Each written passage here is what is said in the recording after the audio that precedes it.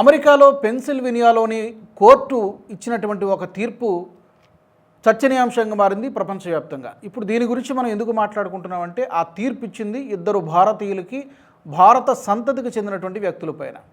Court ఇచ్చినటువంటి తీర్పు ఏంటంటే 835 సంవత్సరాల జైలు శిక్ష. మామూలుగా ఎక్కడైనా లైఫ్ సెంటెన్స్ అంటే 14 సంవత్సరాలు ఉంటుంది. ఒక్కోసారి దానికి డబుల్ కూడా ఉంటుంది కొన్ని ప్రత్యేకమైనటువంటి కేసెస్లో. ఇదేంటి 835 సంవత్సరాల జైలు శిక్ష ఏంటనేది ఎవరికీ అర్థం కావట్లేదు.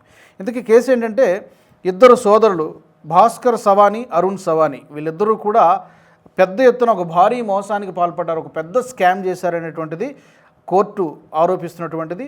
వీళ్ళిద్దరి పేరున కూడా ఒక గ్రూప్ ఉంది అక్కడ, సవానీ గ్రూప్ పేరుతో ఒక సంస్థను నడిపిస్తూ ఫోర్జ్డ్ అంటే తప్పుడు పత్రాలతోటి H1B వీసాలు పొందడము, అలాగే కొంతమందిని ఇక్కడి నుంచి మ్యాన్ పవర్ని అక్కడికి రిక్రూట్ చేసుకొని వాళ్ళ శాలరీస్ నుంచి అక్రమంగా వీళ్ళు కమిషన్లు కొట్టేస్తున్నారు, అక్రమంగా వాటాలు వసూలు చేస్తున్నారు. అలాగే హెల్త్ కేర్లో కొన్ని మోసాలు చేశారు, మనీ లాండరింగ్, పన్ను కూడా ఎగ్గొట్టారు. ఇలాంటి అనేకమైనటువంటి నేరాలకు సంబంధించి ఈ పనిష్మెంట్, ఈ శిక్ష వేస్తున్నామంటూ పెన్సిల్వేనియాలో ఉన్నటువంటి కోర్టు ఈ యొక్క శిక్ష వేసింది. మరి దీనికి సంబంధించి ఏమైనా పై కోర్టుకి అప్రోచ్ అయ్యేటువంటి అవకాశం ఉంటుందా? ఈ సోదరులిద్దరికీ, ఈ సవానీ బ్రదర్స్కి ఏమైనా అవకాశం ఉంటుందా, లేకపోతే ఇదే ఫైనల్ జడ్జిమెంట్ అనేది ఇంకా తెలియదు. బట్ డెఫినెట్గా భారత్ని హ్యూమిలియేట్ చేయడానికి ఈ విధమైనటువంటి పనిష్మెంట్ ఏమైనా ఇచ్చారా?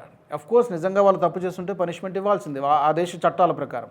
కానీ గతంలో అమెరికా కొంతమందిని డిపోర్ట్ చేసినప్పుడు, కొంతమంది ఇండియన్స్ని డిపోర్ట్ చేసినప్పుడు వాళ్ళ యుద్ధ విమానంలో పంపించి ఇక్కడ దించడము. రెండోది ఇంకా అవమానం ఏంటంటే వాళ్ళ చేతులకు సంఖ్యలు వేసి, ఏదో మర్డర్లు చేసిన వాళ్ళకి వేసినట్టుగా వాళ్ళ చేతులకు సంఖ్యలు వేసి మన దేశానికి ఇక్కడ విడిచిపెట్టడం అనేది కూడా పెద్ద చర్చనీయాంశంగా మారింది. అది ప్రతిపక్షాలకు కూడా ఒక ఆయుధంలాగా మారింది. ఏం చేస్తుంది మన భారతీయులకి ఇంత అవమానం జరుగుతూ ఉంటే మోదీ ప్రభుత్వం ఏం చేస్తుందని చెప్పి అప్పట్లో కూడా విమర్శలు వచ్చాయి. అయితే దీన్ని దాంతో కంపేర్ చేయలేము, ఎందుకంటే వీళ్ళు తప్పు చేసినట్టుగా చాలా సీరియస్ అలిగేషన్స్ ఉన్నాయి. అయితే పాయింట్ అలా ఏంటంటే ఇన్ని సంవత్సరాల జైలు శిక్ష దేనికి? ఒక మనిషి బ్రతికేదే 70 ఏళ్ళు, 60 ఏళ్ళు, 80 ఏళ్ళు, అంతకుమించి బ్రతికేటువంటి అవకాశం లేదు. కాబట్టి 800కు పైగా సంవత్సరాలకు పైగా జైలు శిక్ష ఏంటంటే చాలామంది దీని గురించి మాట్లాడుకుంటున్నారు. మరి దీని వెనక ఇలాంటి అంటే కేవలం డిస్కషన్లో ఉండడానికి, భారత్ని ఏదో విధంగా చిన్నచూపు చూడడానికి, హ్యూమిలియేట్ చేయడానికి అమెరికా ఎలాంటి తీర్పునిప్పించిందా తెలియదు. మరి దీనికి సంబంధించి ఈ కోర్టు తీర్పుని మీరు ఎలా చూస్తున్నారు?